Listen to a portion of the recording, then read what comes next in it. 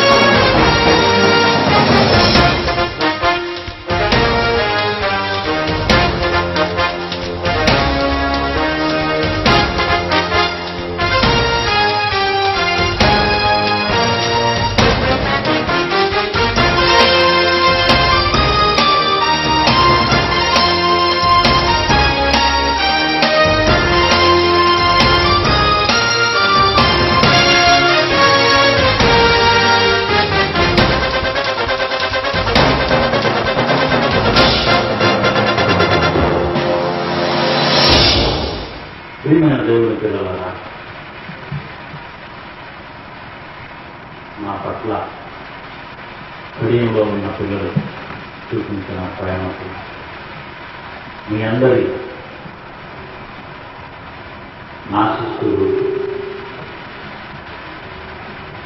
ఆనందాల మధ్య నేను పొందిన ఈ అనుభూతిని మరువలేను అని మీకు తెలియజేస్తున్నాను. దేవుని యొక్క మహాజ్ఞానాన్ని ప్రపంచపు చరిత్ర పుటలలో, బైబిల్ యొక్క విశిష్టతను ప్రపంచ దేశాల చరిత్రలలో లిఖింప చేయాలనే ఆలోచనతో ఈ మహాయజ్ఞాన్ని ప్రారంభించడం జరిగింది. ముఖ్యంగా గత నెలలో ఏప్రిల్ మాసాన హృదయంలో ఆత్మసారుడు అగ్నియారుడు అన్న అంశంపై మాట్లాడటం జరిగింది. కడియం పరిసర ప్రాంతాల నుండి వచ్చిన అనేక మంది వేలాది భక్తులు, వారి హృదయ స్పందన నేను చూసినప్పుడు మీరే బహుగా సంతోషించాను. నేను ప్రకటిస్తున్న, మీరు చదువుతున్న ఈ మహావేదం, దాని సారం మిమ్మల్ని రంజింపచేస్తుంది, రక్షిస్తుంది అనడానికి కడియంలో ఉన్న సంఘముల వారు, రాజులలో ఉన్న సంఘముల వారి మధ్య చూపించిన ప్రేమ, అభిమానమే ఈ సన్మానం యొక్క ప్రాముఖ్యమైన ఉద్దేశం. నా కష్టానికి తగిన ఫలితాన్ని నేను పొందాలి అనుకున్నప్పుడు నా మనస్సు ఎంతో ఆనందంతో నిండి ఉన్నదని సభాముఖంగా నేను ముందు మీతో కలిసి ఆనందిస్తాను. 1986, 85 ఆ ప్రాంతాలలో ప్రప్రథమంగా తూర్పుగోదావరి జిల్లాలో నడుపుతున్నప్పుడు కొంతమంది నేను ఈ ప్రాంతానికి రాకూడదు అని, ఈ జిల్లాకు నేను రాకూడదు అని నాకు నోటీసులు కూడా ఇవ్వడం జరిగింది. మీరు తెలుసారు. ఏది ఏమైనా నేను ప్రకటించి ఈ మహాజ్ఞానాన్ని ప్రపంచంలో ఉన్న సోదర సోదరిములైన వారందరికీ తెలియచేయాలని ఒక మహా కోరికతో, ఆలోచనతో నన్ను నిలిచిన, హింసించిన, నన్ను అవమానకరంగా చిత్రీకరించిన, నా మీద తప్పుడు ప్రచారాలు సాగిస్తున్నా, తప్పుడు కేసులు బనాయించిన మీ అందరి ప్రార్థనల వలన, మీ అందరి ఆదర అభిమానాల వలన అన్నింటినీ అధిగమిస్తూ నా తండ్రి మీ తండ్రి దేవుని యొక్క అండదండలతో ఈరోజు ప్రపంచంలో స్వయ విహారం చేయగలుగుతున్నాను అని సభాముఖంగా నా సంతోషాన్ని మీతో పంచుకుంటున్నాను. దేవుని పిల్లలారా, నిన్న మాట్లాడిన నా అల్లుడు కానీ ఈరోజు నాకు ముందు మాట్లాడిన నాకు మరుడు కానీ ఈ సభలో ఏర్పాటు చేయడంలో ఉన్న యవనస్తులు అయిన నాకు మారులైన వాళ్ళు కానీ ఈరోజు ఈ దేశంలో ఉన్న అనేక మంది నా లక్షలాది అభిమానులు కానీ వాళ్ళని బట్టి నేను గర్వపడుతూ ఉన్నాను. మరో విశేషమైనటువంటి సంగతిని ఈ ప్రపంచ క్రైస్తవ చరిత్రలో సువర్ణాక్షరాలతో లిఖింపబడే ఒక మహాయజ్ఞాన్ని కిందటి నాశనం చేసింది. ఆంధ్ర క్రిస్టియన్ థియాలజికల్ కాలేజ్ అనేది ఏసీపీసీ హైదరాబాద్, భారత బైబిల్ కాలేజ్, అలాగే మెడ్రాస్లో ఉన్న బైబిల్ కళాశాలలు కాలేజీ, చెరుపూర్లో ఉన్న బైబిల్ యూనివర్సిటీ, బెంగళూరులో ఉన్నటువంటి బైబిల్ కళాశాల, వీళ్ళు నేర్పిస్తున్నటువంటి విద్య కంటే ఎక్కువ మోతాదులో మహాజ్ఞానాన్ని రగరించి ప్రపంచ జ్ఞానాన్ని సవాలు చేస్తూ బైబిల్ని ప్రపంచ శిఖరాలపైన ఉంచాలి అనే ఆలోచనతో 1000 మంది పట్టభద్రుల్లోని ఒక మహా కార్యక్రమాన్ని చేపట్టి మే నెలలో కర్నూలు, కడప, అనంతపురం 3 జిల్లాలలో 4 స్థలాలలో ఈ మహా కార్యక్రమాన్ని ప్రారంభించి 20 రోజులలో బైబిల్లో అతి ప్రాముఖ్యమైన సందర్భాలను బోధిస్తూ మా యూనివర్సిటీ ప్రొఫెసర్, లెక్చరర్, మా స్టాఫ్ అంతా ప్రయాణం చేసి ఈ 3 జిల్లాలు తిరిగి 20 రోజులలో అనేక వేల మందికి ఈ వాక్యాన్ని బోధిస్తూ పరీక్షలు నిర్వహించి పాసైన 250 మంది, 20 రోజులలో పాసైన 250 మంది విద్యార్థులకు బ్యాచిలర్ ఆఫ్ బైబిల్ థియాలజీ అనే 3 సంవత్సరాలు చదివే పట్టాను వారికి ప్రదానం చేయడం జరిగింది. ఇది నా జీవితంలో ఒక అపూర్వమైనటువంటి సంగతి. ఎందుకంటే నా జీవితకాలంలో నేను చేరింది 50 సంవత్సరాలు. ఎంతకాలం బ్రతకాలి అన్నది నా చేతిలో లేదు. తొందరగా రావాలి అన్నది మా కన్న తండ్రి ఆలోచనలు జరిగినారు. తొందరగా విశ్రాంతిలోనికి వెళ్ళాలి అని నేను కూడా ఆలోచిస్తూ ఉన్నాను. కనుక దేవుని పిల్లలారా, నేనున్న ఈ చిన్న కాలంలో అనేకమైన సంగతులు ఈ ప్రపంచానికి తెలియనివి మీకు తెలియచేయాలి అనే ఆలోచనతో మాత్రం ఉన్నాను. ఈ శరీరం మీరు అనుకుని ఇచ్చినది కాదు, తల్లిదండ్రులు అనుకుని ఇచ్చినది కాదు. నీవనుకున్నది కాక, తల్లిదండ్రులు అనుకున్నది కాక, మరి ఎవరు ఇవ్వగా వచ్చినది ఈ శరీరము మనకు. దీని వెనుకటి కారణం చెప్తానని రాత్రే చెప్పాను.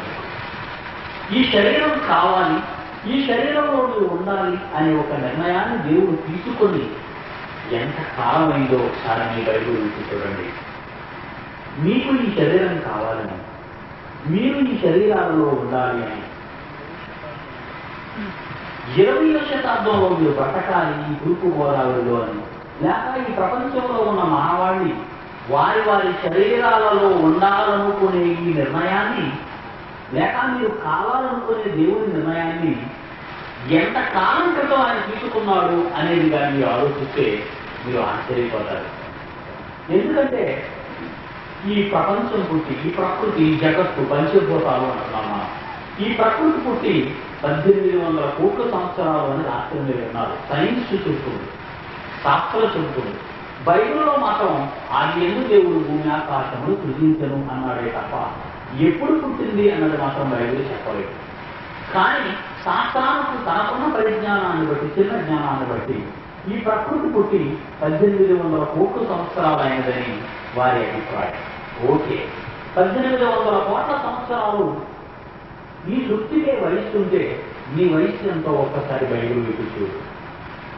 కాసేపు మనం ఈ సృష్టికి వయస్సు ఈ సృష్టికున్న వయస్సు 1800 కోట్ల సంవత్సరాలు అని మీరు అనుకుంటే మీ వయస్సు ఎంతో ఒకసారి మీ బైబిల్ విప్పి చూడండి. మనమంతా ఆత్మలో మనకు వయస్సు, మనకు కాలం ఏంటి, మనకు ప్రారంభం ఏంటి, మనకు ముగింపు ఏంటి అన్నది నిన్న ముగింపులో మనం విన్న మాటలు. కానీ ఈరోజు మన యొక్క కాలాన్ని, ఆత్మకాలాన్ని, లేక మీ కాలాన్ని, నా కాలాన్ని మనం తీసుకుంటే ఎంత కాలం క్రితం మనం కావాలి అని దేవుడు ఏది కోరి కలలు కన్నాడు అన్నది ఎఫెసీయులకు రాసిన పత్రిక 1వ అధ్యాయంలో 4-6 వచనాలు కలిపితే అందులో కనబడుతుంది ఆ రహస్యం. మొదటి ఎఫెసీయులకు రాసిన పత్రిక 1వ అధ్యాయము 4-6 వచనాలలో కొన్ని మాటలు బైబిల్లో రాయబడ్డాయి.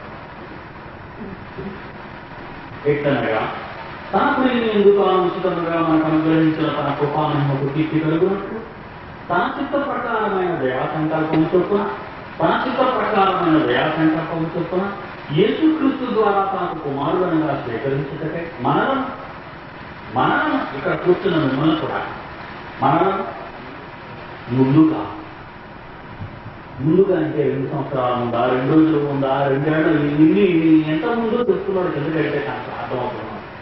మనల్ని ముందుగా తన కోసం అంటే దేవుని కోసం, మీరు దేవుని కోసం, నేను దేవుని కోసం, మనలను తన కోసం, మనలను ముందుగా తన కోసం నిర్ణయించుకొని మనము తన ఎదుట పరిశుద్ధులమును నిర్దోషులమునై ఉండవలెనని జగత్తు పునాది వేయబడక మునిపే అన్నారు. ప్రకృతి పుట్టక ముందు, సూర్యచంద్ర నక్షత్రములు పుట్టక ముందు, జగత్తు పునాది వేయబడక మునిపే ప్రేమ చేత దేవుడు తండ్రి క్రీస్తులో మనలను ఏర్పరచుకొనెను అని జరిగిపోయింది. నిర్ణయాన్ని దేవుడు తీసేసుకున్నాడు. ఎప్పుడు తీసుకున్నాడట? మనలను తన కోసం నిర్ణయించుకున్నాడట. మనలను తన కోసం ఎవరైనా కుమారులుగా స్వీకరించుటకై అనుకున్నాడట. కుమారులుగా స్వీకరించుటకై మనలను ముందుగా, ఎంత ముందుగా? జగత్తు పునాది వేయబడక ముందే. ఈ వచనం చూస్తుంటే మనకి ఏమర్థమవుతుంది అంటే 1800 కోట్ల సంవత్సరాలు ఆయుష్ ఈ ప్రపంచానికి సరించంటే 1800 కోట్ల సంవత్సరాల క్రితం ఈ ప్రకృతి పుట్టింది అని శాస్త్రం అంచనాలు వేస్తే నీవు పుట్టింది, నీవు వచ్చింది, నీవు కావాలని నీ తండ్రి అనుకున్నది 1800 కోట్ల సంవత్సరాలకు పూర్వమే. జగత్తు పునాది వేయబడక ముందే. నిజంగా మీ జన్మ ధన్యం అయిపోవాలి, నా జన్మ ధన్యం అయిపోవాలి. నేను చదువుతున్నప్పుడు నాకు ఏమనిపిస్తుందంటే, అమ్మో నేను చాలా చరిత్ర ఉన్నవాడను. క్రీస్తు పూర్వం 600 సంవత్సరాలు నేను నమ్ముతారా? ఆ తరువాత ప్రపంచాన్ని పరిపాలించిన 2వ మహాసామ్రాజ్యం మెరుగు క్రిస్టియన్ మానవీయ భారతీయ సామ్రాజ్యపు చరిత్ర క్రీస్తు పూర్వం, అది కూడా 500-600 సంవత్సరాల మధ్యకాలంలో మనకు తెలుసు. ఆ తర్వాత యావత్ ప్రపంచాన్ని పరిపాలించిన మరో భీకర మహాసామ్రాజ్యం గ్రీకు సామ్రాజ్యం, అలెగ్జాండర్ ది గ్రేట్ అన్నారు. ఆయన సామ్రాజ్యం కూడా క్రీస్తు పూర్వం, క్రీస్తుకు ముందున్న 400-500 మధ్య సంవత్సరాలలో మీకు తెలుసా? ఆ తర్వాత రోమా సామ్రాజ్యం మీకు తెలుసు, ప్రపంచాన్ని పరిపాలించింది. ప్రపంచ చరిత్ర చదివితే, వరల్డ్ హిస్టరీ చూస్తే మీరు ప్రపంచాన్ని క్రీస్తుకు పూర్వం పరిపాలించిన 4 మహాసామ్రాజ్యాల్లో చివరి సామ్రాజ్యం క్రీస్తు పూర్వం, అంటే క్రీస్తు కాలంలోనే అని అన్నట్టుగా కనబడుతుంది. క్రీస్తు పుట్టుకు ముందు నుంచి క్రీస్తు జన్మం వరకు ఆ మహాసామ్రాజ్యం ప్రపంచాన్ని పరిపాలించింది. ఆ తరువాత కొద్ది కాలం క్రీస్తు పుట్టిన తరువాత దేవుడి పిల్లల కొన్ని 100 సంవత్సరాలు చరిత్ర కలిగిన ఈ ప్రపంచంలోని సామ్రాజ్యాలు కంటే మీ చరిత్ర ఎంత గొప్పగా ఒకసారి ఆలోచించారు. మీ గురించి ఎంత గొప్పది? ఈ ప్రపంచ పుస్తకాలలో, చరిత్ర పుస్తకాలలో ప్రపంచ మహాసామ్రాజ్యాల గురించి రాయబడితే మీ గురించి ఎక్కడ రాయబడిందో తెలుసా? మీ గురించి ఎక్కడ రాయబడిందో తెలుసా? దేవుడు తన మహాగ్రంథములో మీ చరిత్ర రాసుకున్నాడు. మనం ఎంత గొప్పవాడు, మనం ఎంత అదృష్టవంతులు. నీ చరిత్ర, నా చరిత్ర, నీ కొరకు, నా కొరకు, నీవు, నేను 20వ శతాబ్దంలో ఆయా ప్రాంతాలలో కారణజన్ముడుగా ఉద్భవించాలి తన కోసం అన్న దేవుని సంకల్పం కొన్ని కోటాను కోట్ల సంవత్సరాల క్రిందటి సంకల్పమై కారణాన్ని కలిగిన జన్మను కలిగిన నీవు ఈ భూమి మీద ఆయన చిత్తాన్ని నెరవేర్చడానికి వచ్చిన ఒక మహాసాధనమని, ఒక కుమారుడు అని, క్రీస్తు ద్వారా పరిశుద్ధ పరచబడి ఆయన కొరకు జీవించే ఒక నాయకుడిగా నువ్వు మిగలాలని, ఒక స్త్రీగా, ఒక పురుషుడిగా, దేవుడి కుమార్తెగా, దేవుడి కుమారుడుగా నువ్వు బ్రతకాలని ఆయన అనాది సంకల్పాన్ని ఈ రాత్రి మీరు గుర్తు చేసుకోండి. ఒక అలెగ్జాండర్ సామ్రాజ్యపు చరిత్ర కాదు, దానికి ముందు పరిపాలించిన మాదిగ పారసీకుల చరిత్ర కాదు, దానికి ముందు ప్రపంచాన్ని ఏరిన మహాసామ్రాజ్యమైన బబులోను చరిత్ర కాదు. దేవుని పిల్లల లేక నిన్న మనకి రవి అస్తమించిన బ్రిటిష్ సామ్రాజ్యపు చరిత్ర కాదు. ఈ చరిత్ర ఎన్నో ఎన్నో ఎన్నో కోటాను కోట్ల సంవత్సరాల క్రితం దేవుని యొక్క జీవ గ్రంథంలో వాయబడిన చరిత్ర కలిగిన చరిత్ర నీది. నీవెవరనుకుంటున్నావు? ఎందుకు బ్రతకాలి, ఎవరి కోసం బ్రతకాలి, ఈ బ్రతుకు ఎందుకని ఒకవేళ నువ్వు అనేక సార్లు అనుకోవచ్చు. కానీ నేను చరిత్ర నీ పుట్టుక వెనుక, నీ గాథ వెనుక అతను ఎంత చక్కటి హిస్టరీ, ఆయన ఎంత చక్కటి చరిత్ర నీ కొరకు రాసుకున్నాడో ఇప్పుడు ఎందుకు చదువుకున్నారు, ఏర్పరుచుకున్నాను. దేవుడు ముందుగా తన కోసం మరణకు మారుడుగా స్వీకరించుటే దేవుడు ముందుగా తన కోసం మరణం జగత్తు పునాది వేయబడక ముందే ప్రేమ చేత యేసుక్రీస్తులో ఏర్పరుచుకొనెను అని పదం అక్కడ రాయబడింది. కీర్తన 139 చదువుకున్నాం.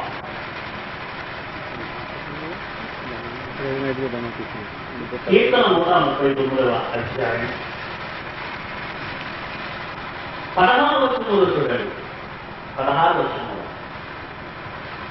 నేను పిండమునై ఉండగా నీ కన్నులు నన్ను చూశాను. నేను పిండమునై ఉండగా, నీవు పిండమై ఉండగా, నువ్వు పిండమై ఉండగా, నువ్వు పిండమై ఉండగా ఆయన కన్నులు నిన్ను చూశారట. ఎందుకో ఎప్పుడైనా ఆలోచించారా మీరు? అసలు పిండం అనేది ప్రారంభం మీకు ఒక్కసారి చెప్తాను, ఎందుకంటే ఇది మహాశాస్త్రం. ఈరోజు డాక్టర్స్ అన్న వాళ్ళకి, ఎంఎస్ చదువుకున్న వాళ్ళకి కానీ, లేదా ఎంపీఎస్ చదువుకున్న వాళ్ళకి కానీ, లేదా పిండోత్పత్తి శాస్త్రవేత్తలకు కానీ, లేదా మానవ ఆకార నిర్మాణ శాస్త్రవేత్తలకు కానీ తెలియని ఒక మంచి సంగతి రాత్రి నేను మీకు చెప్తాను. అసలు ఈ పిండం అన్న ఆకార నిర్మాణం గురించి ఆలోచిస్తే ఈ ప్రపంచంలో ఎవరికీ తెలియని ఒక మహా అద్భుతం ఉంది. ఈ ప్రపంచంలో ఎవరికి తెలియదు. అందుకే ఒక మాట అన్నాడు ఆయన, ఒక మాట అంటున్నాడు. దీని ముందు ఒక మాట చదువుతాను మీకు. 127 కీర్తనలో, కీర్తన 127లో ఈ మానవ ఆకార నిర్మాణం గురించి మాట్లాడుతూ ఆయన అక్కడ 127 కీర్తనలో ఒక మాట అంటున్నాడు ఆయన. తన ప్రియుని 3వ వచనం, 2వ వచనంలో చివరి మాట 3వ వచనం, 2వ వచనంలో 127 కీర్తన 2వ వచనంలో చివరి మాట 3వ వచనం, తన ప్రియులు నిద్రించుతుండగా ఆయన వారికి ఇచ్చిస్తున్నాడు. ఎవరిని ఏంటనుకుంటున్నారు? ఎంతో అంటే మిమ్మల్ని. మీరు ధరించుకున్న ఈ శరీరాలు, ఆ శరీరాలలో ఉన్న ఆయన స్వరూపాలు. మీరు ధరించుకున్న శరీరాలు దేవుని స్వరూపాలు కావు. మీరు ధరించుకున్న ఈ రూపం దేవుడు చేసిన బొమ్మ. మనం ధరించుకున్న ఈ ఆకారం దేవుడు చేసిన బొమ్మ. ముందు పెడితే నాకు అర్థం అవుతుంది, తర్వాత చెప్పుకుందాం. కానీ ఆయన చేసిన బొమ్మలో ఆయన రూపాన్ని, ఆయన స్వరూపాన్ని పెట్టాడు కదా. మన స్వరూపము చూస్తున్నా నరులను చేయడము అన్నాడు దేవుడు. ఆదికాండం 1:27. మన స్వరూపము నరులను చేయడము అంటే దేవుని స్వరూపము, దేవుని ఆకారం ఒక మహాశక్తి. అది ఒక మహాశక్తి. ఆ శక్తిని తెలుసుకోవాలి అంటే మనం శక్తులుగా మారాలి తప్ప ఈ మానవ ఆకారంలో ఉన్నప్పుడు మాత్రం ఆ మహాశక్తి స్వరూపాన్ని అనగా ఆత్మస్వరూపాన్ని మనం చూడలేమని తెలుసుకోవాలి. ఉదాహరణ, మోషే గారు అడుగుతున్నారు, దేవా తండ్రి నేను చూడాలని అనుకుంటున్నానయ్యా అన్నాడు. అప్పుడు ఆయన ఒక మాట అన్నాడు, నన్ను చూస్తే నువ్వు బ్రతకలేవు. అంటే అది ఒక మహాస్వరూపం. ఆ శక్తి స్వరూపం చూడాలి అంటే మానవ నేత్రాలకు అందరంత ఎత్తులో ఉన్నది మన ఆత్మ యొక్క ఆకారం. ఎందుకు అంతవరకు మనం పోవడం అవసరం లేదు. ఒక సూర్యుడిని చూడండి, నీ నేత్రాలతో దాన్ని చూడగలరా? ఎన్నో కోట్ల మైళ్ళ దూరంలో ఉన్న సూర్యగోళాన్ని మనం చూడలేకపోతున్నట్టు ఈ మానవ నేత్రాలతో. దానిని పూజించిన ఆత్మ సూర్యుడు కలుగదాకాలన్నదే శక్తి ఉన్నవాడు, మహాశక్తి. ఆ శక్తి కలిగిన కొరకు సృష్టింపబడితే ఆ మండుతున్న సూర్యుడు నేను చూడలేని ఈ మానవ నేత్రాలు ఆ సూర్యుని మండించేటట్టుగా కలిగించిన దేవుడిని అనగా మన తండ్రిని ఆ మహాశక్తిని ఈ నేత్రాలతో నువ్వు చూడగలనని ఎలా అనుకుంటున్నావు? అందుకే ఒక చిన్న కోరిక కోరుకున్నాడు. అది చిన్నది అని మోసి అనుకున్నాడేమో, కానీ కన్న తండ్రి అయిన దేవుడు, నీ తండ్రి నా తండ్రి ఒక మాట అంటున్నాడు. ఏమని తెలుసా మోసే? నీవు నన్ను చూస్తే బ్రతకలేవు. కనుక అది ఆయన రూపము. ఆ రూపాన్ని మానవ నేత్రాలతో మనం చూడలేము. అది ఆత్మగానే మనం ఆయన రూపాన్ని చూడాలి తప్ప మామూలుగా మనం ఆయన రూపాన్ని చూడలేము. కనుక దేవుడి పిల్లల ఈ 127 కీర్తనలో మనం చూస్తే మీరు నిద్రపోతున్నప్పుడు ఒక మహాశక్తి, దేవుని నుండి విన శక్తి, ఆత్మల జీవం అని అంటున్నారే, ఆ మహాశక్తి మట్టి బొమ్మలోనికి పెడుతున్నాడు. ఆయన ఒక మహాస్వరూపాన్ని తాను చేసిన చేతులతో చేసిన ఒక మట్టి బొమ్మ రూపంలో పెడుతున్నాడు. అదే నీవు నేను. నీవు నేను అని రోజు మానవ ఆకారం ఈ కట్టె గురించి మాట్లాడుకుంటే, ఈ కట్టె ఆయన చేతులతో చేసిన బొమ్మ ఉండగా ఆ బొమ్మలోనికి వచ్చింది ఆయనగా ఉన్న, ఆయనలో ఉన్న నీవే ఒక భాగంగా ఈ కట్టెలోనికి, దేహంలోనికి ప్రవేశించావన్న సంగతి మర్చిపోవద్దు. కనుక నీ గురించి అంటున్నాడు ఆయన.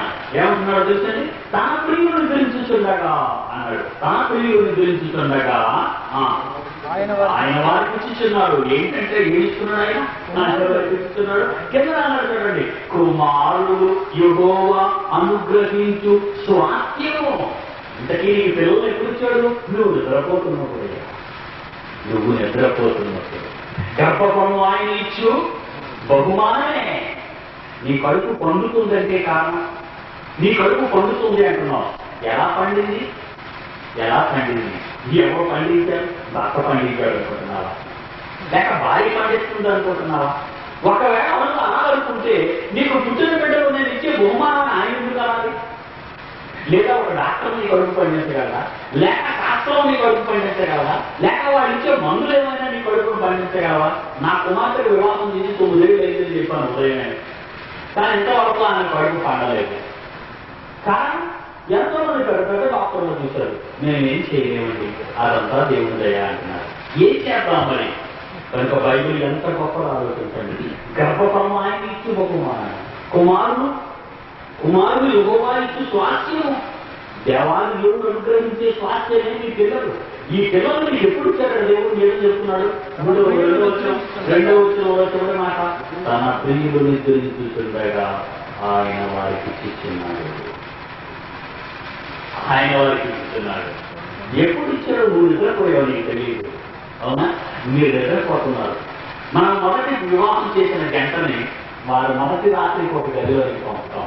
అంతవరకే మన డ్యూటీ, మన పని అయిపోయింది. తరువాత కార్యక్రమం వారి జరుగుతున్నారని సమదయ్య దేవుడిది. తరువాత కార్యక్రమం దేవుడిది. అందుకని అంటాడు, వివాహం అన్నిటికంటే ఘనమైనది, పానుకు నిష్కళంకమైనది. మనం పిలిపాడు వేసుకుంటున్నామా? పానుకు ఎందుకు నిష్కళంకము, కళంకము లేనిది? ఆమె గర్భాన్న రాబోతున్న వారసుడు. 100 కోట్ల సంవత్సరాల క్రితము దేవుడు జగత్తును పుట్టించక ముందు ఆయన గ్రంథములో వాసుకున్న ఒక చరిత్ర కలిగిన వ్యక్తి ఆ గర్భము నుండి రాబోతున్నాడు అని అర్థం. ఆ రావటానికి ఒక గది కావాలి, ఒక పానుపు కావాలి. ఆ పానుపు నిష్కలంకమైనదై ఉండాలి. ఆ వివాహం ఘనమైనదై ఉండాలి. వివాహాన్ని ఎందుకు ఘనమైనది అన్నాడు? పప్పన్నాడు దొరుకుతాయనా, బూరుడు కొట్టామన్నా, చుట్టాలన్నీ చూస్తామన్నా, చెట్లు జరుపుకుంటామన్నా. వివాహం అంటే ఘనమైనది ఆయన అనటానికి కారణం కాదు. నీ విషయం కాదు, ఆయన విషయంలో ఎందుకు ఘనమైనది అంటే ఎన్నో కొన్ని 100 కోట్ల సంవత్సరాల క్రితము నీవు కావాలనుకునే దేవుడి సంకల్పం నెరవేరబోతుంది. ఈ భూమి మీద నీవు రాబోతున్నావు, ఈ భూమి మీద నీవు పుట్టబోతున్నావు, ఈ భూమి మీద దేవుడు స్వరూపంగా ఆయన చేసిన బొమ్మలోనికి నీవు రాబోతున్నావు. దేవుడి సంకల్పాన్ని నెరవేర్చడానికి ఒక పౌరుగా, ఒక రూతుగా, ఒక ఎస్తేరుగా, ఒక దావీదుగా, ఒక యేసుక్రీస్తుగా నీవు ఈ లోకానికి రాబోతున్నావు ఆయన సంకల్పాన్ని నెరవేర్చడానికి. అందుకే అంటున్నాడు ఆయన, పానుకు నిష్కళంకమైనది కుమారుడు యెహోవా ఇచ్చు స్వాస్థ్యము. నీవు నిద్రిస్తుండగా, తన ప్రియుడు నిద్రిస్తుండగా ఆయన బహుమానాన్ని ఇవ్వగలుగుతున్నాడు. తనగా మనం అనుకుంటామండి, నేను పుట్టిన రోజు చెప్తాను మీకు. 1949 నవంబర్ 27వ తేదీ. ఏమంటే నేను పుట్టినరోజు 1949వ సంవత్సరం నవంబర్ 20వ తేదీ. మా నాన్న ఎందుకు రాశాడిది? మా అమ్మ కడుపు నుండి, గర్భము నుండి నేను బయటకు వచ్చిన దినం అన్నమాట. అది డేట్ ఆఫ్ బర్త్, పుట్టినరోజు అంటారు. అది పుట్టినరోజు అనుకుంటున్నారు మీరు? ఒకవేళ అది పుట్టినరోజు అని మీరు అనుకుంటే, నేను అప్పుడే వచ్చాను, అప్పటి నుంచే నేను అని మీరు అనుకుంటే, నా కాలం, నా ఆయుష్కాలం మీకు తెలుసో తెలియదు కానీ నేను పుట్టక ముందు, అనగా నా తల్లి గర్భము నుండి నేను బయటకు రాకముందు నా తల్లి కడుపులో ఉన్నాను. ఎంతకాలం తెలుసా? 9 నెలలు. మీరు కూడా అంతే, మీరు కూడా అంతే. అందులో అన్నారు ఏం లేదు. అంటే మరి నా వయసు ఎంత ఉండాలి? ఇప్పుడు 50 ఏళ్ళు. 50 ఏళ్ళ 9 నెలలు అని మీరు అనాలనుకున్నారు. కానీ ఆ 9 నెలలు మనం లెక్కల్లో తీసుకురాకుండా పోతున్నాం. ఎందుకంటే వాళ్ళు నిద్రిస్తుండగా దేవుడు ఆ బహుమానాన్ని అందులో తీసుకొచ్చాడు ఆ లోపలికి.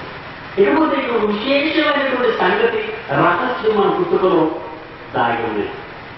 నిజంగా మనల్ని కమ్ముతున్నది మన తల్లులు అని మనం అనుకుంటే అది పొరపాటు. మనల్ని కన్నది మన తల్లు కాదు, మన తల్లులు మనల్ని కన్నారు. మీరు అర్థమైనా? అందుకే మీరు మీ పిల్లల్ని బడిలో వేసేటప్పుడు ఏమంటారు? సన్న అని ఎవరి పేరు చెప్తారు? తల్లి పేరా, తండ్రి పేరా? మీ పిల్లల్ని బడిలో వేసేటప్పుడు మీ పిల్లల పేరు రాసి ఎవరి కుమార్తె, ఎవరి కుమారుడు అని అడిగితే ఎవరి పేరు చెప్తారు? తండ్రి పేరు చెప్తారా, తల్లి పేరు చెప్తారా? మీరు తండ్రి పేరు. కన్నది తల్లి అయితే తండ్రి పేరు ఎందుకు మీరు చెప్తున్నట్టు? అదనమాట. అంటే ఏదో ఒక రహస్యం ఇక్కడ దాగి ఉంది. ఏదో ఒక రహస్యం ఇక్కడ దాగి ఉంది. క్రీస్తు పూర్వం 1000 సంవత్సరాలలో దావీదు కీర్తనలు అనే ఒక చక్కని మహా అద్భుతమైన జ్ఞాన గ్రంథాన్ని రాశాడు ఆయన. మనం చదువుకున్న ఈ గ్రంథాన్ని ఇప్పుడు ఇందాక మనం చదువుకున్న చూసారు. కీర్తన గ్రంథమని 139వ కీర్తన. కీర్తన 139లో ఒక మాట అంటున్నాడు చూడండి, 15వ వచనం. కీర్తన 139లో 15వ వచనంలో ఒక మాట అంటున్నాడు, నేను రహస్యమందు పుట్టినాడు అన్నాడు. కాబట్టి ఎవరైనా రహస్యంగా పుట్టారా? దావీదు రహస్యంగా పుట్టాడా? యెషయాకి దావీదు రాజు తన తండ్రి అయిన యెషయాకి ఏదైనా రహస్యంగా పుట్టాడండి? ఒకవేళ నేను రహస్యంగా పుట్టానని దావీదు అన్న మాట యోసేపు వింటే ఏమైపోతారండి? యెషయా వింటే ఏమైపోతారండి? యెషయా ఏంటంటే ఇదే తాను రహస్యంగా పుట్టినవాడు అంటావేంటి? నేను కదా, నీ తల్లి కదా నేను కనది. ఒకవేళ నువ్వు అపార్థం చేసుకుంటున్నావు ఈ మాటని, నీకు అర్థం కాక నువ్వు అపార్థం చేసుకుంటున్నావు అంటే, నీవు నేను ఈ ప్రపంచంలో ప్రతి మనిషి పుట్టుక రహస్యం అంటున్నాడు దేవుడు ఇక్కడ. ఎలా? నీ పుట్టుక రహస్యమే, నా పుట్టుక రహస్యమే, నీ పుట్టుక రహస్యమే, నా పుట్టుక రహస్యమే. ఈ ప్రపంచంలో ప్రతి మనిషి పుట్టుక రహస్యమైనదే. అలాగే తల్లి చెడిపోయిందనే కాదట, నీకు అర్థం కాక మాట్లాడుతున్నాను అంతే. అలాగా ఎందుకనగా, ఎలాగనగా జాగ్రత్తగా ఉండండి. బైబిల్ ఈరోజు వైద్య శాస్త్రానికి అందరంత ఎత్తులో బైబిల్ ఉన్నది అనడానికి ఒక ప్రత్యేక సాక్షి ఉంది. దేవుడి పిల్లారా, నేను నా తండ్రి నుండి నా తల్లిలోనికి వచ్చాను. మీరు కూడా అంతే.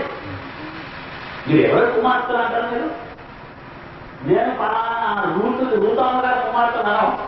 రూతమ్మ గారి భర్త నీ తండ్రి పేరు చెప్తావు. కారణం కన్నది ఆయన కనుక. నేను ఎవరు కన్నాడు అనుకుంటున్నావు?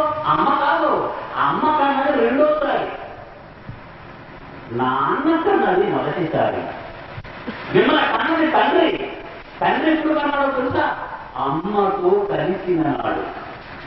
అది ఎప్పుడు ఏమో, నా తండ్రి నా తల్లిని కలిసిన వేళ సమయం ఎన్నిసార్లు అన్నది ఎవరికి తెలుసు?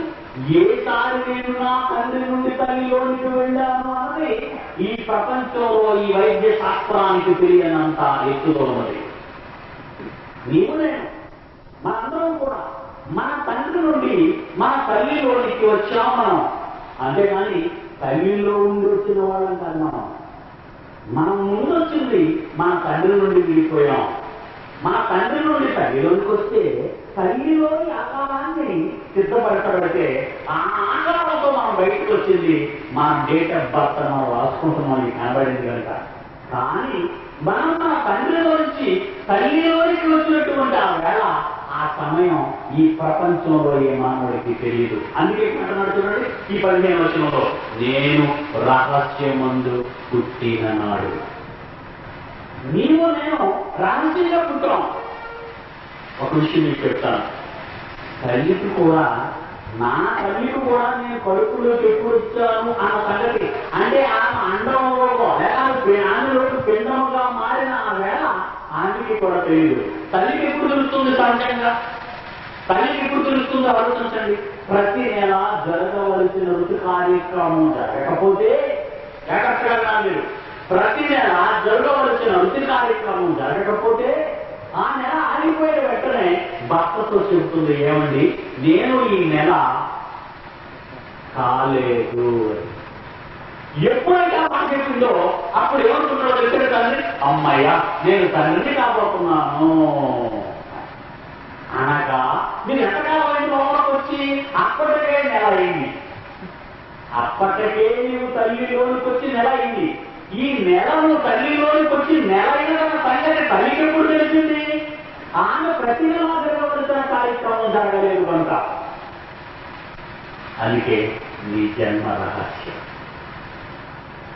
మొదటి నెల, 2వ నెల, 3వ నెల, 4వ నెల, 5వ నెల, 6వ నెల, 7వ నెల, 8వ నెల, 9వ నెల ఇక కనబడుతుంటావు నువ్వు ఆ పక్కలో. ఏ స్కానింగ్ మెషిన్ దగ్గర తీసుకెళ్ళని ఆకారం కనబడుతూ ఉంటుంది. నువ్వు ఆడమాగా చెప్పే పరిస్థితికి ఈరోజు సైన్స్ వచ్చింది. కానీ నీ తల్లి నుండి నీ తల్లిలోనికి నీ వచ్చిన ఆంతర్య రహస్యం అన్నాడు దేవుడు. ఎప్పుడు? ఈ ప్రపంచ శాస్త్రం కళ్ళు తెరవక ముందు, ఈ ప్రపంచ శాస్త్రానికి జ్ఞానం లేకముందు, పిండోత్పత్తి శాస్త్రజ్ఞులకు తెలియని రహస్యం ఇది. మానవ ఆకార నిర్మాణ శాస్త్రవేత్తలకు తెలియని రహస్యం ఇది. ఈ శరీరం గురించి మీరు తక్కువగా అంచనా వేయకండి. నీ పుట్టుక గురించి నేను తక్కువ అంచనా వేయకూడదు. చాలా మంది అనుకుంటున్నారు, నేను ఎందుకు పుట్టాను, ఎవరి కోసం పుట్టాను, నేను ఎందుకు బ్రతకాలి, నేను చచ్చిపోతే బాగున్నాను అని తప్పుడు నిర్ణయాలు తీసుకుంటున్నారు. ఎందుకంటే వాళ్ళ పుట్టుక రహస్యం వారికి తెలియకుండకపోవటమే. దేవుడి పిల్లలారా, మనము తండ్రి నుండి తండ్రి కనగా తల్లిలోనికి వచ్చామే తప్ప కళ్ళు కనగా మనం వచ్చిన వాళ్ళము కాదు. అది రెండవసారి తల్లి చేసిన పని. కానీ తండ్రులు కనగా మనమంతా ఉచితమన్న సంగతి ఈ బైబిల్ కొన్ని వేల సంవత్సరాల క్రితం చెప్పింది. మత్తయి రాసిన సువార్త 1వ అధ్యాయం 2వ వచనాన్ని ఈ బైబిల్ విప్పి చూడండి. మత్తయి రాసిన సువార్త 1వ అధ్యాయం 2వ వచనం, అబ్రహాము ఇస్సాకును కనెను అని చూడండి. ఎవరికన్నారంటే ఇస్సాకుని? అబ్రహాము ఇస్సాకును కనెను, ఇస్సాకు యాకోబును కనెను, యాకోబు యోదాను అన్నదమ్ములను కనెను, యోదా తామారును పెరుసును జనమును కనెను, పెరుసు ఇస్రోను కనెను, ఇస్రోను ఆరామును కనెను, ఆరాము అమ్మినాదాబును కనెను, అమ్మినాదాబు నయస్సోను కనెను, నయస్సోను సల్మానును కనెను. చూసారా? కనెను కనెను కనెను ఎవరు కలుగుతున్నట్టుగా కనబడుతుంది మీకు ఈ లిస్టులో? తండ్రులు అంటున్నారు. అబ్రహాము ఇస్సాకును కన్నాడు. చాలా తర్వాత కన్నదే. కానీ నువ్వు అబ్రహాము ఇస్సాకు చాలా గర్భంలోకి వచ్చినది రహస్యం. అది ప్రపంచంలో ఎవ్వరికీ తెలియదు. దేవుడి పిల్లలారా, లూకా సువార్త 3వ అధ్యాయం 3వ అధ్యాయం 38వ వచనాన్ని చూడండి. లూకా సువార్త 3వ అధ్యాయం 38వ వచనం. కేనాను ఎనోషుకు పుట్టాడట, ఎనోషు షేతుకు పుట్టాడట, షేతు ఆరాముకు పుట్టాడట, ఆరాము దేవుడికి పుట్టినట్టుగా ఉంటాడట. తండ్రులు కంటున్నారు, తండ్రులు కంటున్నట్టుగా పడుతుంది. కనుక ఆరాముని కన్నడెవరు? దేవుడు, తండ్రి, మహాశక్తి. కనుక మనమంతా దేవుని పిల్లలని చెప్పడానికి, తండ్రులు కట్టున్నారని చెప్పడానికి ఈ వేదంలో ఎన్ని సంగతులు రాసపడ్డాయో తెలుసా? మరో రహస్యం చెప్తాను మీకు. ఒక చెట్టు ఉంది, పూత పోస్తుంది. మామిడి చెట్టుని తీసుకోండి, పూత పోస్తుంది. ఆ పూత కోట సంఖ్యలో ఉంటుంది, మామిడి పూత పువ్వు అంటాం దాన్ని. కానీ అన్ని పిందులుగా మారు. కారణం కోట్లాను కోట్ల పువ్వులు పోస్తాయి మామిడి చెట్టుకి, ఆ పువ్వు అంతా రాలిపోతుంది. పనికి రాస్తారు, తుడిచి పారవేస్తారు, వేస్ట్ అంటాం. వేల సంఖ్యలో పిందులుగా మిగులుతాయి మామిడి చెట్టు. పిందులన్నీ పండుగైపోతాయని మీరు అనుకుంటున్నారా? కావు కాదు. ఈ పిందులు కూడా పండుగ మారు, అవి కూడా రాలిపోతాయి. వేల సంఖ్యలో ఉన్నటువంటి ఈ పిందులు వందల సంఖ్యలో మాత్రమే పండుగ మారాయి. అంటే ఇక్కడ విషయాన్ని మీరు గమనించండి. కోట్ల సంఖ్యలో పువ్వు పుట్టింది, వేల సంఖ్యలో పిందులు మిగిలాయి, వందల సంఖ్యలో పళ్ళు మారాయి. ఇక మీ విషయానికి వస్తాను, మన విషయానికి వద్దాం. నా తండ్రి నా తల్లితో కలిసిన వేళ జగత్తులన్నాని, నా తండ్రి నా తల్లితో కలిసిన వేళ కొన్ని లక్షల కోట్ల నా వంటి కణాలు తల్లిలోనికి పెడతాయి. కొన్ని లక్షల కోట్లు తెలుసు, డాక్టర్లు అడగ చెప్తారు. ఒకసారి నా తండ్రి నా తల్లిని కలిసే వేళ కొన్ని కోట్ల సంఖ్యలో కణాలు, నాలాంటి జీవ కణాలు అన్నారు, క్రోమోజోమ్స్ అన్నారు ఇంగ్లీష్లో, జీన్స్ అంటారు వీటిని. కొన్ని కోట్ల కణాలు నా తల్లిలోనికి పెడతాయి. కానీ నా తల్లిలో ఒకటే స్థానం. కానీ అండం అంటారు దాన్ని, అండం అంటారు. ఈ అండమే తండ్రిలో నుంచి వచ్చిన కోటాను కోట్ల కణాలలో ఒకే కణానికి ఛాన్స్ ఇస్తారు, ఒకే కణంతో కలవడానికి ఇష్టపడతారు. అలా కలిసిందే నీవు నేను. మిగిలినవన్నీ ఏమైపోయాయో ఆలోచించండి, రాలిపోయింది. నీ పుట్టుక వెనుకున్న రాలికి నువ్వు అనుకుంటున్నావు, నేను పుట్టేద్దాను, అమ్మ పెడుతున్నావు, అమ్మ పెరిచేసిందే నువ్వు అనుకుంటున్నావు. అదయ్యా, నువ్వు పొరపాడుతున్నావు, నువ్వు తప్పు చేస్తున్నావు, నువ్వు తప్పుగా ఆలోచిస్తున్నావు. ఈ ప్రపంచంలో ఒక ఆకారం మేడాలన్నా, ఈ రాజోళ్ళలో లేక ఈ తూర్పుగోదావరి జిల్లాలో ఒక ఆకారం నిలవాలన్నా దానికి ఆయన 100 కోట్ల సంవత్సరాల క్రితమే అతని గ్రంథంలో లిఖితమైన వాడవుగా, వ్రాయబడిన వాడవుగా ఉంటేనే తప్ప నీ తల్లి గర్భాన్న నువ్వు నిలవలేవు అని కన్నాడు. తన ప్రియుడు నిద్రించుతుండగా ఆయన వారికి ఇచ్చిస్తున్నాడు గర్భఫలం. ఎందుకంటే నా తల్లి నా తండ్రి వాళ్ళ దాంపత్య జీవితంలో, లేక నా కుమార్తె నా అల్లుడు 9 సంవత్సరాల దాంపత్య జీవితాన్ని మీరు చూడండి, ప్రత్యక్ష సాక్ష్యం. 1990లో వివాహం చేశాను, 1999 వచ్చింది. ఇప్పుడే వాళ్ళిద్దరి జీవితాలలో, వాళ్ళిద్దరి ఈ 9 సంవత్సరాల కాలంలో ఎన్నిసార్లు వాళ్ళు దాంపత్యం చేస్తుంటారో ఒకసారి ఆలోచించండి. ఎన్నిసార్లు కోటాను కోట్ల కోటాను కోట్ల కోటాను కోట్ల కణాలు నా బిడ్డలు నెల రాలిపోతున్నాయి. ఇంకా ఆయన బహుమానం ఇవ్వలేదు. ఆయన గ్రంథంలో లిఖితమైతేనే తప్ప, ఆయన కాలాన్ని రాస్తేనే తప్ప, ఆయన కాలాన్ని, ఆయన స్థలాన్ని, ఆయన జీవితాన్ని రాస్తేనే తప్ప, ఆయన గ్రంథంలో లిఖింపబడితేనే తప్ప నీవు నీ తల్లి గర్భములో ఫలదీకరణ చెందలేవు. కనుక కోటాను కోట్ల కణాలు తల్లిలో నుంచి తల్లిలోనికి వెళుతున్నా అందరూ బిడ్డలుగా మారలేకపోతున్నారు. చెట్టుకు పుట్టిన పూత అంతా నెల వాడిపోతున్నట్టుగా వారి దాంపత్య జీవితంలో తల్లి తండ్రి కలిసిన ప్రతిసారి ఎన్నో కోటాను కోట్ల కణాలు నెల వాడిపోతున్నప్పుడు నువ్వు మాత్రమే ఎందుకు బతికావు? నేను మాత్రమే ఎందుకు బయటకు రాగలిగాను? నేను మాత్రమే ఎందుకు ఈ అంతరాన్ని ధరించుకోగలిగాను? నేను మాత్రమే ఎందుకు ఈ కట్టెలు తెచ్చుకోగలిగాను? అది దేవుని సంకల్పం, అది దేవుని ఆలోచన. దేవుడు ఆలోచించకపోతే, దేవుడు నిర్ణయించకపోతే, దేవుడు రాయకపోతే అసలు నీకు బ్రతికేది? నీవు ఒక ధర్మారావువా, నువ్వు ఒక చెన్నయ్యవా, నువ్వు ఒక రాజేంద్రవా, నువ్వు ఒక రూతువా, నువ్వు ఒక మేరీవా, నువ్వు ఒక ఎస్టేరువా? నీ పేర్లు పెట్టుకుంటున్న నీవు కనబడుతున్న ఈ ఆకారాలన్నీ ఉండవు. కారణం ఆయన రాసుకోకపోతే, ఆయన లిఖించకపోతే, ఆయన రాయకపోతే అసలు నీవు లేవు. రాలిపోయి జాబితాలో ఉండేవాడవేమో, ఒకసారి బయటకు చూద్దాం. ఎంత చక్కని మన దేవుడు రాయించాడు. హెబ్రీయులకు రాసిన పత్రిక 10వ అధ్యాయము. ఎందుకు ఈ బొమ్మ చేశాడు? ఎందుకు?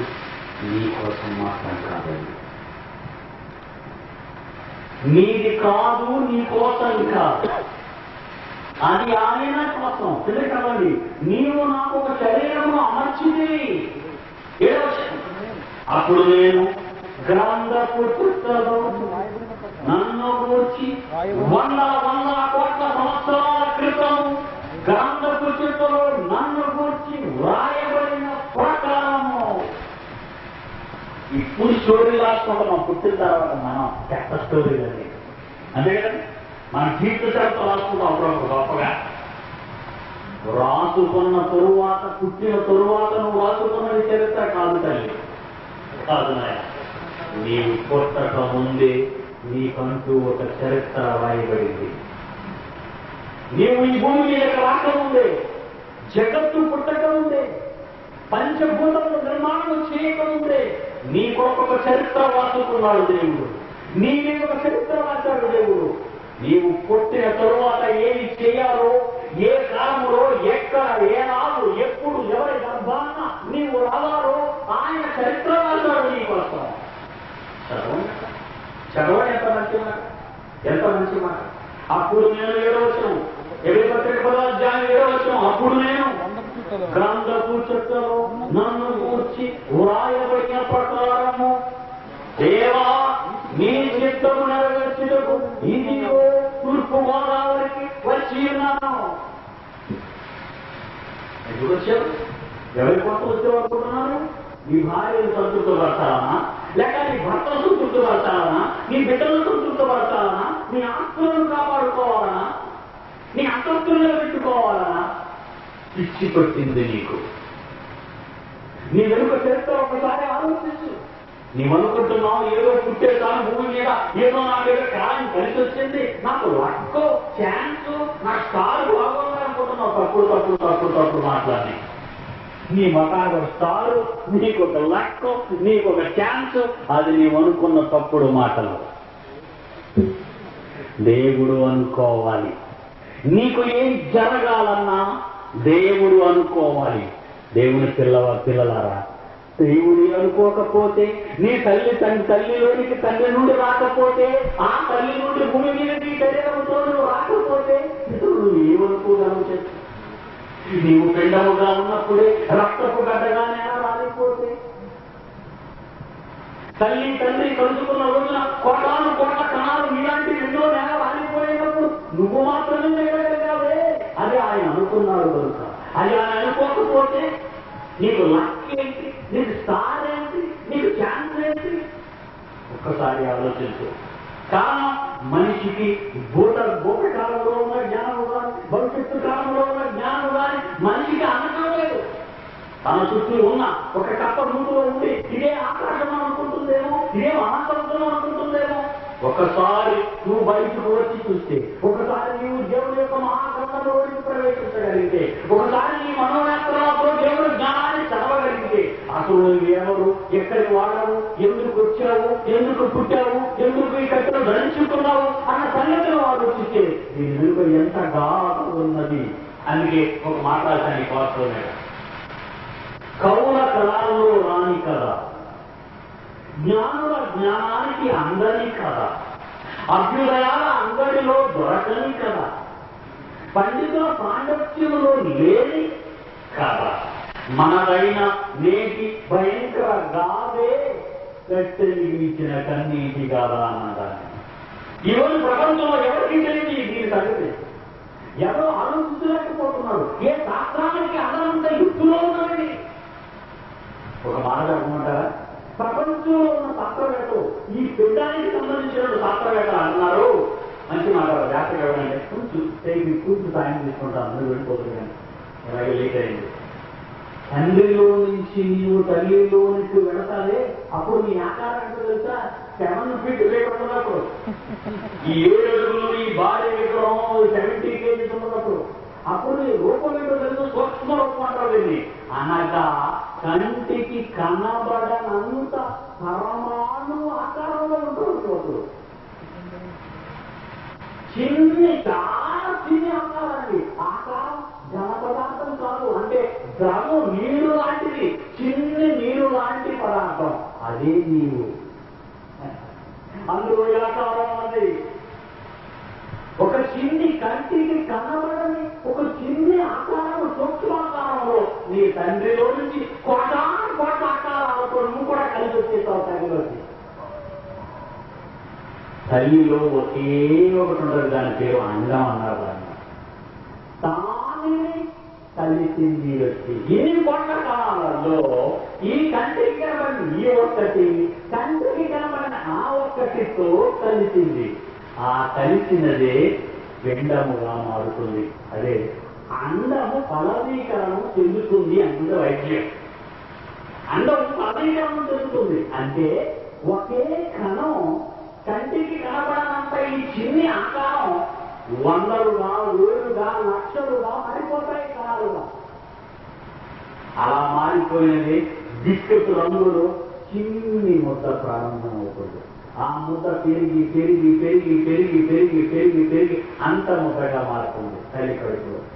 ఆ చిన్న ముద్దలో 2 నల్లటి చుక్కలు పడుతుంటాయి. కళ్ళు దగ్గర 2 చుక్కలు, చెవుల దగ్గర 2 చుక్కలు, చేతుల దగ్గర 2 చుక్కలు, ఆ అందానికి 4 చుక్కలు పడుతుంటాయి. అంటే నీకు అవయవ నిర్మాణం ప్రారంభమవుతుందన్నమాట. నీకు అవయవ నిర్మాణం ప్రారంభమవుతుంది. 139 కీర్తన, 139 కీర్తన 16వ వచనం చూడండి ప్రియులారా. నేను పిండమునయుండగా నీ కన్నులు నన్ను చూచెను. ఎప్పుడు చూశారంటే ఎప్పుడు చూశారంటే దేవుడు మిమ్మల్ని కొన్ని వందల కోట్ల సంవత్సరాల క్రితం నీవు కావాలని ఏది కోరుకున్నా కలవలు కంటున్న నీ కన్న తండ్రి ఎక్కడ కూర్చొని తెలుసా? నీ తండ్రి గర్భము దగ్గరకు వచ్చాడు. ఎందుకు?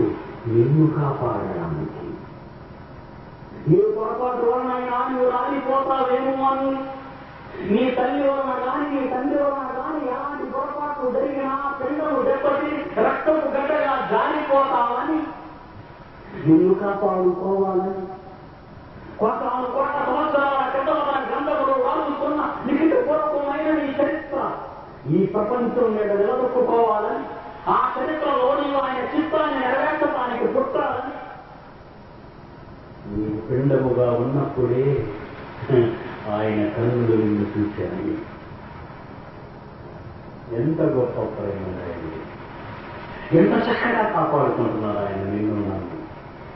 ఊహ తెలియక ముందు, ఆకారం రాకముందు, ఈ కట్టి ఈ దేవుడిని కొట్టక ముందు ఒక చిన్న ఆకారంలో ఉన్న నిన్ను ఆయన కాపాడుకునే యత్నాలలో ఎంత చక్కటి మానవ దేవుడి గ్రంథంలో ఆయన రాయించుకున్నాడు. చూడండి.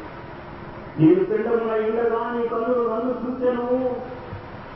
నియమింపబడిన దినములలో ఆయుష్కాలం 60 ఏళ్ళు, 70 ఏళ్ళు, 80 ఏళ్ళు నియమించేశాడు నీకు జీవితకాలాన్ని. నియమింపబడిన దినములలో ఒకటైనా నువ్వు కాకముందే, అంటే ఇంకా నువ్వు పుట్టలేదన్నమాట తల్లిలో నుండి. నీకు కాలాన్ని నియమించాడు 2 సంవత్సరాలు బ్రతకాలని. కానీ ఆ కాలం నీకు ఇంకా నియమించిన కాలం. ఆ కాలం నీకు రాలేదంటే నువ్వు పుట్టలేదు, నీ డేట్ ఆఫ్ బర్త్ ప్రారంభం కాలేదు, నీ పుట్టినరోజు ప్రారంభం కాలేదని అర్థం. నీ విప్పబడిన దినములలో ఒకటైనా నువ్వు కాకముందే నా దినములన్నీయు నీ గ్రంథములో లిఖితము రాయను. నా దినములన్నీయు నీ గ్రంథములో లిఖితము రాయను. ఇన్ని సంవత్సరాల, ఇన్ని నెలల, ఇన్ని వారాల, ఇన్ని గంటల, ఇన్ని నిమిషాల, ఇన్ని గడియలు నీకు ఆయుష్యం ప్రదానం చేస్తున్నాను. ఆలోచించండి. నీ ఆయుష్కాలాన్ని ఇచ్చింది నీ దేవుడు, నీవు కాదు. నీ ఆయుష్కాలాన్ని పెంచుకోలేదు, నీ అవసరమైన కాలాన్ని. యేసుక్రీస్తు తండ్రి చిత్తాన్ని నెరవేర్చడానికి 33.5 సంవత్సరాలు చాలు. అది ఆయన నియమించిన ఆయుష్కాలం. ఒక పౌరులు, ఒక పేదలు తండ్రి చిత్తాన్ని సమర్థవంతంగా నెరవేర్చడానికి వృద్ధాప్యం వరకు బ్రతకాలి. కనుక వారికి ఇచ్చిన ఆయుష్కాలం. దేవుడు వారికి ఇచ్చిన ఆయుష్కాలాలలో ఆయన చిత్తాన్ని నెరవేర్చడానికి కాలం సరిపోతుందని ఆయన ఎప్పుడో నీవు పుట్టక ముందు, జగత్తు పుట్టక ముందు, భూమి మీద ఈ జగత్తులో ఒక తల్లి గర్భం నుండి, ఒక తండ్రి నుండి నువ్వు రాకముందు, లోకాలు గురించి తన గ్రంథంలో రాసుకున్న చరిత్ర ఇది. నియమింపబడిన దినములలో ఒకటైనను కాకముందే నా దినములన్నీ నీ గ్రంథములో లిఖితములాయెను. ఎంత చరిత్ర ఉన్నది ఈ శరీరానికి, ఈ బ్రతుకుకి ఎంత చరిత్ర ఉన్నది. నీవు రావాలన్నా, బతికి బట్ట కట్టాలన్నా, భూమి మీద ఆయన కొరకు బ్రతకాలన్నా, లేక ఆయన కొరకు బ్రతకకుండా నువ్వు పోవాలన్నా అనాది ఆయన సంకల్పం. ఎవరి కొరకు బ్రతుకుతున్నావు నీవు? ఆయన కొరకు బ్రతుకుతున్నావా? ఇంత చరిత్ర కలిగిన నీవు ఆయన పక్కకు పెట్టి నీ ఇష్టప్రకారంగా బ్రతుకుతున్నావా నీవు? ఈ శరీరంలో ఉన్న తప్పుడు కోరికలు నెరవేర్చుకోవటానికి దేవుడు నీ పైన కలవలుగా మార్చాలని నువ్వు బ్రతుకుతున్నావా భూమి మీద?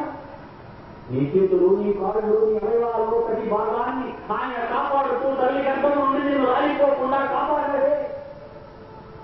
కోట్ల మంది రాలిపోతున్న ఈ ప్రపంచంలో తల్లి గర్భం నుండి కోట్ల జీవులు నేల రాలిపోతున్న తరుణంలో నిన్ను మాత్రమే శరీరంలో భూమి మీద నిలబెట్టగలిగాడు అంటే నీకు వారికి చాలా పని ఉండగలుగుతా. ఫిలిప్పీయులకు రాసిన పత్రిక 1వ అధ్యాయం ముగిస్తాను. ఫిలిప్పీయులకు రాసిన పత్రిక 1వ అధ్యాయం 24వ వచనం చూడండి ప్రియులారా. దేవుడు బట్టి అవసరమై ఉన్నది అంటున్నారు పౌలు ఫిలిప్పీయులకు రాస్తూ ఉంటారని. నేను నా శరీరంలో ఎందుకున్నాను తెలుసా? దేవుడి పిల్లల క్రైస్తవ సోదర సోదరీమణులా పౌలు అంటున్నాడు, నేను నా శరీరంలో ఎందుకు నిలుస్తున్నానో తెలుసా? నేను నా శరీరంలో ఎందుకున్నానో తెలుసా? వివాహం ఆడాలని, బిడ్డలను కావాలని, వాళ్ళ సొంతంతో బ్రతకాలని, వాళ్ళ కోసం ఆ బ్రతుకును అంకితం చేయాలని నేను నా శరీరంలో లేను. నేను నా శరీరంలో ఎందుకున్నానో తెలుసా? నేను శరీరం అయినను నేను శరీరం నిలిచి ఉండుట దేవుడు బట్టి అవసరమై ఉన్నది. ఈ రోజు పీడి సుందరరావు అనేవాడు ఈ శరీరంలో ఎందుకు కూడా వచ్చిందో తెలుసా? ఈ 1999 మే నెల, జూన్ నెల 6వ తేదీ వరకు నేను ఈ శరీరంలో ఎందుకున్నానో తెలుసా? నీకోసం. నా ఇంటిని, నా ఊరిని, నా ప్రాంతాన్ని, నా వారిని విడిచిపెట్టి నీ మధ్యకి వచ్చి నిస్తాంతి లేకుండా నా ఉద్యోగాన్ని కూడా విడిచిపెట్టి, జీతం లేదు, నోపేట ఉద్యోగం చాలా మంది తెలుసు. నేను లాకప్ చూస్తుంటాను పెట్టి నాకు జీతం ఇవ్వకూడదు, ఎందుకంటే నువ్వు పని చేయలేదు కదే నీకు జీతం ఇవ్వమంటారు. నా జీతాన్ని కూడా విడిచిపెట్టి నేను బ్రతికి ఎందుకు వచ్చానుకుంటున్నారు? నన్ను బ్రతికితే నా తల్లి కూడా, నా తల్లి గర్భాన్ని నిలబెట్టిన నా తల్లి కూడా, నా మీద కలవని 100 కోట్ల సంవత్సరాల క్రితమే నాకంటూ ఒక చరిత్ర సాకుతున్నాడే ఆయన పేరు నిలబెట్టడం కోసం, నా కన్న తల్లి కళలు పనిచేయడం కోసం, నా కొడుకు చూస్తున్న నా తల్లి ఆశలు నెరవేర్చడం కోసం, నన్ను కన్న భూమి మీద నా తల్లి నాకు రాకుండా పోయాడు, నన్ను కన్న ఈ భూమి మీద ఒక మధ్య తల్లి నాకు కాకుండా పోయింది. కానీ నాకు శాశ్వత కాలం తల్లిగా ఉండవలసిన పరలోకమందున్న దేవుడు నాకు తల్లిని, తండ్రిని, చెల్లెలని, అక్కలను ఇచ్చాడే నా కన్న తండ్రి దేవుడు. ఆయన చిత్తాన్ని నెరవేర్చడానికి ఈరోజు ఈ తేదీన మీ మధ్య నేను ఉండడానికి కారణం మీ నిమిత్తం అవసరమై ఉన్నది కనుక ఆయన చరిత్రలో ఈ ప్రాంతానికి వచ్చి మీరు దేవుడి నామాన్ని ప్రకటించాలని ఆయన రాసుకున్నాడు కనుక ఈ దేవాన్ని ఇచ్చుకొని వచ్చి ఈ శరీరంలో ఉన్న నేను, ఈ రాజ్యంలో ఉన్న నీకు దేవుడి యొక్క వాక్యాన్ని అందించాలని ఆయన గ్రంథంలో రాసుకున్నాడు కనుక ఆయన నేను శరీరం ముందు నిలిచి మిమ్మల్ని బట్టి మరీ అవసరమై ఉన్నదని 21వ వచనంలో ఏమంటున్నాడు చూడండి. విధానం జరిగినమాట నా వరకు మీకు ఎవరు క్రీస్తు సావైతే ఎందుకు ఈ ప్రాంతాలన్నీ తిరగాలి, ఎందుకు ఈ ప్రజలందరికీ మధ్యకు వెళ్ళాలి, ఎందుకు వాళ్ళ గుర్తు చెప్పాలి, వాళ్ళే నేను సంఘాలు వివరిస్తున్నాను లేక ఆయన ప్రకటిస్తున్న ఈ జ్ఞానం వాళ్ళని సరిపోతాను, నన్ను అబద్ధితులుగానో నేరస్తులుగానో చిత్రీకరించి నిందలు, అపవాదులు, ఎన్నో వేదాలు, కష్టాలు, కన్నీళ్ళు, నోటీసులు నాకు పంపించి మీ మధ్య రాకుండా దేవుని వాక్యాన్ని ప్రకటించకుండా ఉండాలని ఒక పక్కన ఉన్నటువంటి నా సోదర సోదరీమణులే వెళ్ళిపోయి పడవాలని ప్రయత్నిస్తున్న ఈ రోజుల్లో నేను ఎందుకు మీ దగ్గరికి రావాలని నా కళ తండ్రి కళలు పండించడం కోసం 100 కోట్ల సంవత్సరాల క్రితం నా తల్లి నా మీద పెట్టుకున్న ఆశలు నేను నెరవేర్చడం కోసం ఈ భూమి మీదకి నేను వచ్చాను. ఇంకా ఈ శరీరంలో, ఈ కట్టెలు, ఈ దేశంలో నేను ఉండగలుగుతున్నాను. నా మనసు పెట్టే బ్రతుకు క్రీస్తు చావైతే నాకు లాభం. దేవుడు యేసుక్రీస్తు మాత్రం బ్రతుకుతారు మనం జ్ఞాపకం చేసుకున్నాం. చివరిసారిగా ఎబ్రియులకు రాసిన పత్రిక 10వ అధ్యాయంలో 7వ వచనంలో అంటున్నాడు, నేను గ్రంథ పుస్తకంలో నన్ను గుర్తు రాయబడిన ప్రకారము దేవా నీ చిత్తం చిత్తము నెరవేర్చుటకు ఇదిగో నేను వచ్చి ఉన్నాను. నీవు నాకు ఒక శరీరం నచ్చావు. ఆ శరీరంతో నీ చిత్తాన్ని నెరవేర్చడానికి ఇదిగో నేను వచ్చి ఉన్నాను. చేతులిచ్చిన ఉంచావు నాకు. ఎందుకు? నా భార్యలో తాళి కట్టాలా? నా భార్యతో ఈ చేతులతో సంతానస్తుగా అనుభవించాలా? నాకు భార్య లేదు, నాకు జీవితం లేదు. నీవు నాకు చేతులు ఇచ్చినవి నీకు వేయించుకోవాలని నీ గతంలో రాసుకున్నావు కదా. నాకు కాళ్ళు ఇచ్చినవి దానికి చీరలు మిగిల్చాలని గ్రంథంలో రాసుకున్నావు కదా. నాకు పక్కన ఇచ్చినది బల్లెకపోటు వేయించుకోవాలనే కదా అని గ్రంథ పుస్తకంలో నన్ను గుర్తు రాసుకుంటున్నాను. నాకు పరీక్షలు ఒక సింహాసనాన్ని మీద కూర్చొని జీవ గీతాన్ని ధరించుకొని మగుడవులు మా మగుడలు రాజుగా ఈ రాజ్యాలను పరిపాలించాలని కాదా? యాకోబు వంతులతో ఏడుతామని చెప్పిన దేవా ఎవరికంటే మన గీతాన్ని ధరించుకోవడం అని అడగలేదా? నాకు సింహాసనాన్ని ఇస్తామని చెప్పాలి. నాకు మహా సమాజానికి వ్యతిరేకంగా చెప్తానన్నాడు ఈ తండ్రి. ఏది నాకు సింహాసనము ఆ వాచుకోవటానికి చోటు లేకుండా చేశాడు ఈ భూమి మీద. అనగానే ప్రారంభించే ఈ రాజ్యం మనుషుల హృదయాల వారి నేను ధరించుకునే జీవితం వాళ్ళ రక్షణ కోసం మొదటి జీవితం నేను సాధించే ఈ జీవితం నా అర్పణ వాళ్ళ బ్రతుకుల రక్షణ వాళ్ళ పాప క్షమాపణ కోసం ఈ రక్తదర్పణ చేయాలని నాకు రాసుకున్నది. అదే నా రాజ్యం, అదే నా రాజ్యాన్ని రాజు, అదే నానే ధరించుకున్న కిరీటం, అదే నా చెప్పులే గొడవ చంపదే గొడవ పిడుగులు కొనవాదే గొడవలు మాట. ఇన్ని అపవాదులు, ఇన్ని అపఖ్యాతులు, ఇన్ని ఎందరూ ఆ స్వామికి మీరు ఆలోచించండి. ఈరోజు అది ఆయన రాసుకున్నాను. దేవా గ్రంథ పుస్తకంలో నన్ను గుర్తు రాయబడిన ప్రకారము నీ చిత్తం నెరవేర్చుటకు ఇదిగో నేను వచ్చి ఉన్నాను. అది ఈనాటిది కాదు, ఈ రోజుది కాదు. 100 సంవత్సరాల క్రితం నీ ఉదయించుకున్న ఈ శరీరం కోసం దేవుడు రాసుకున్న తన గ్రంథ పుస్తకంలో యథార్థమైన చివరి భాగాన్ని రేపు మాట్లాడుతున్నాం. కాలం తీసుకోయింది, క్షమించండి, ప్రార్థన చేసుకున్నాం. కలుగుతుంది దైవైన దేవుడు తండ్రి, దైవైన దేవుడు సేవ చేసిన తండ్రి, ఈ ఆది సంకల్పాన్ని మీ పిల్లలకు చెబుతున్నాను. ఈ గతిలో ఉన్న నేను ఎవరి వారము, ఎక్కడి వారము, ఎక్కడి వారము, ఎందుకు వచ్చి ఉన్నాము ఉన్న విషయాలను మేము చర్చించుకుంటున్నాం. రేపు మాకు చివరి దినం. మీ మహాజ్ఞానాన్ని రేపు కూడా మాకు ప్రసాదించండి. యేసు పరిశుద్ధ నామాన్ని ప్రార్థించున్నాము తండ్రి. ఆమేన్. జయశాలి కాలంగళం నుండి వెలువడిన ప్రపంచ మానవ శాస్త్రాలను తలక్రిందులు చేసే అద్భుత ప్రసంగ ఆడియో, వీడియో సీడీలు మరియు డీవీడీల వరకు మమ్మల్ని సంప్రదించగలరు. మా చిరునామా Bible open university India international, Akkayyapalem, Visakhapatnam, Andhra Pradesh, India. మా ఫోన్ నంబర్స్ 0891274575, 2720027, 2597799. మా వెబ్సైట్ www.bibleverdict.org మరియు మా ఇమెయిల్ vouindia@ed.net.